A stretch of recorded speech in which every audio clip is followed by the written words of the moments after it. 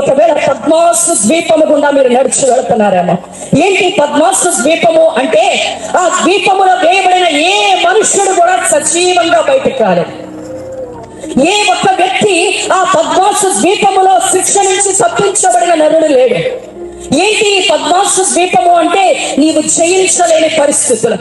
ఒకవేళ అది నీ ఒంటరితనమే ఉండొచ్చు, నువ్వు ఎదుర్కొంటున్న అవమానమే ఉండొచ్చు, ఒకవేళ నువ్వు అనుభవిస్తున్న శ్రమలే ఉండొచ్చు, లేదంటే ఈ పద్మాసు ద్వీపం అంటే నువ్వు జయించలేని అప్పుల బాధ ఉండొచ్చు. నువ్వు అనుకుంటున్నావేమో ఈ రాత్రి నేను పద్మాసు ద్వీపంలో ఉన్నాను, ఈ పద్మాసు ద్వీపం నుండి నేను బయటికి రావడం అసాధ్యం.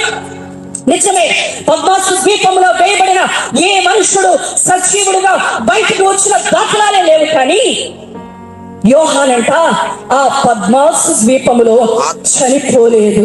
చప్పట్లు కొట్టి దేవుని మహిమపడదాం. హల్లెలూయా.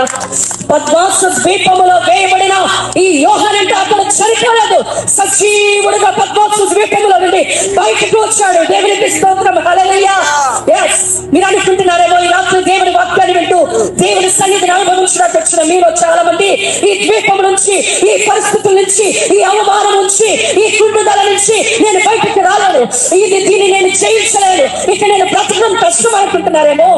ఆ పద్మాసు ద్వీపములో వేయబడిన యోహానంట అందులో చనిపోలేదు, సజీవుడుగా బయటకు వచ్చేసాడు. దేవునికి స్తోత్రం.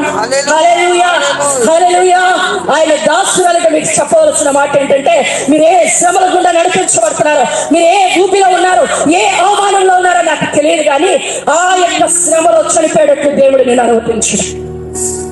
ఆ ఇబ్బందిలోనే నువ్వు చనిపోయేటట్టు, నశించిపోయేటట్టు నా దేవుడు అనుమతించడు. మరి ఏం చేస్తావు? దాన్ని జయించి సజీవంగా ఈ రాత్రి బయటికి రాబోతున్నావు. నీ పద్మాసు ద్వీపం నుండి నువ్వు బయటికి రాబోతున్నావు. అది ఏదో నాకు తెలియదు, కానీ దాన్ని నువ్వు జయించబోతున్నావు.